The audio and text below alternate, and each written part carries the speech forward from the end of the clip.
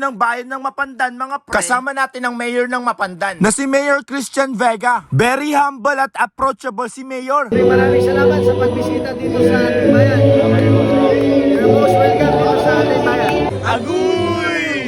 At dahil welcome tayo dito sa bayan ng Mapandan, umpisa na natin magpainom. Nagulat rin ako, mga pre, meron silang pa-fireworks dito. Problema ko ulit, mga pre, paano ulit tayo magpapainom nito? Nagmukhang artista na naman ang person. Basta ang plano natin, mga pre, magpainom na rito sa bayan ng Mapandan. Balang una namin pinuntahan ang harap ng munisipyo para magpa-picture. Grabe ang pailaw ng Mapandan. Sobrang ganda, mga pre. Dahil opening nga, sobrang daming tao rito. Magpapapicture sana ako sa harap ng munisipyo. Sila nanay na lang nagpa-picture sa akin. At ayun na nga, instead na magpa-picture ako sa harap ng munisipyo, wala akong picture. Share ko lang sa inyo, mga pre, wala pa akong nakikitang chicks. Ay, pasensya na pala, meron pala. Agoy. Nakita ko rin kaklase ko si paring El dyan. By the way, mga pre, ang daming chicks kagabi. Kaso hindi ko masikaso. Charot lang, pre. Basta ang solid ng bayan ng Mapandan. Pare ko yung bata, tulog na. Gusto niyo na daw umuwi, pre.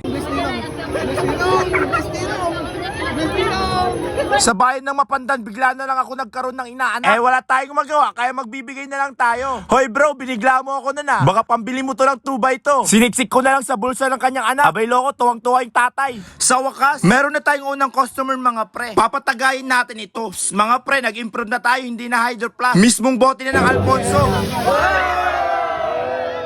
Agoy, spotted, manginginom. Araratan, kuya. After natin magpatagay, mga pre, dinumugulit tayo ng maraming tao. Paano kaya ulit ako magpapashot nito? Ang hirap pala magpatagay pag ganito. Etong susunod na patatagayin ko, parang ako lang to. Ipapapulshot ko sana tong purong Alfonso sa kanya. Baka mabitin eh. Kaya wag muna. Akala ko ako si Dragon Ball na lumilipad. Basta susulitin natin to. At meron na naman nababakla dito, mga pre.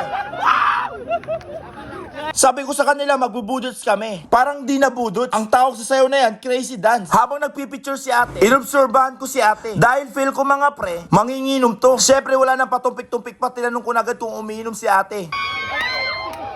At eto na nga, tuwang-tuwa talaga. Binigay ko na agad ang baso sa kanya. Siguro masarap kainuman to si ate. Pag nalasing to, sasayaw-sayaw to. At dahil tuwang-tuwa ka, shot puno. Ibang-iba talaga ang manginginom. Habang naglalakad ako, may tumawag. Agoy, pa-shot naman. Sige pre, ito, laklakin nyo. Salamat sa pag-inom. May nagpa-picture sa atin. At sinabayan ko ng pag-akbay. At yung kasama ni ate, ewan kung kinikilig o sinisigawan kami. May humihingi sa akin ng sticker. Sabi ko sa kanila, yakap na lang. Ay, teka lang, mga pre, time out muna. Di ko kinaya ang Mapandan. Grabe, dinumog talaga tayo. Alfonso! Alfonso! Malulugi ata tayo dito. Magbabarkada ang pumunta sa atin.